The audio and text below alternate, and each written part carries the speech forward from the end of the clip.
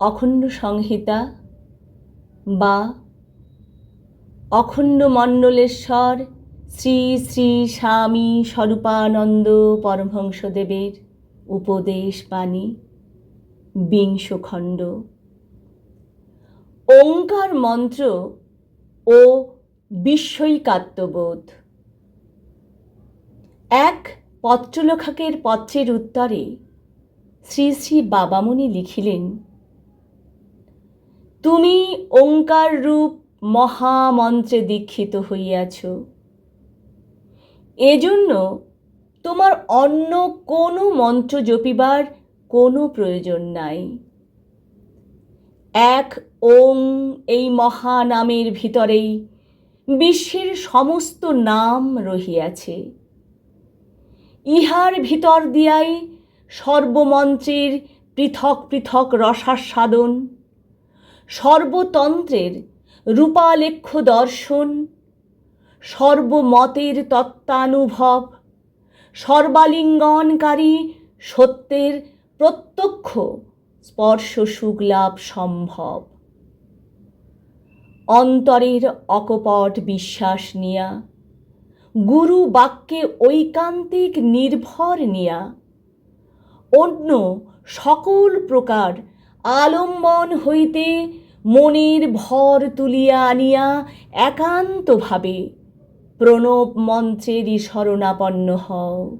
দেখিবে তোমার একক আধ্যাত্মিক উন্নতির সঙ্গে সঙ্গে তোমার অজানিতে অপর সর্বসম্প্রদায়ভুক্ত নরনারীদের অন্তরেও কি আশ্চর্য উপায়ে সাম্য, সহিষ্ণুতা ও সততার প্রতিষ্ঠা ঘটিয়া যায়।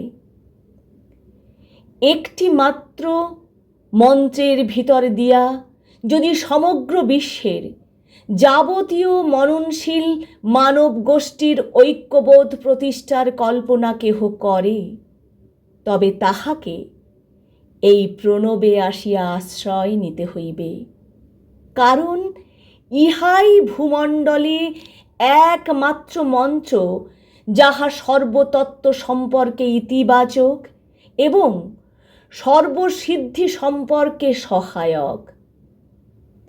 ভাগ্যক্রমে যদি ওঙ্কার মন্ত্রেই দীক্ষিত হইয়াছ, তবে অন্য সকল বাজে গুজবে কর্ণপাত না করিয়া একনিষ্ঠ মনে ইহারই সাধনা করিয়া যাও এবং এই সাধনার ফলে কেবল নিজ জনগণ মধ্যেই আপন না থাকিয়া বিশ্ব জনমধ্যে সকলের আত্মার আত্মীয় হও। হিংস যোদ্ধাকুল নিয়া এই যে পৃথিবীর মানবীয় সভ্যতার উষাগমন কাল হইতে লুণ্ঠক দস্যুরা অশ্বপৃষ্ঠে ধরিত্রীর দূরত্বের অবসান ঘটাইয়া দেশে দেশে যুগে যুগে কেবল নররক্তরঞ্জিত তরবারির খেলা দেখাইল, এইটাই পৃথিবীর ইতিহাসের শেষ কথা নহে। বিশ্বের সকলে সকলের আপন হইবে, আত্মীয় হইবে, বান্ধব হইবে, পৃষ্ঠপোষক হইবে, সহায়ক হইবে, সেই দৃশ্য আমাদের দেখিবার বাকি আছে।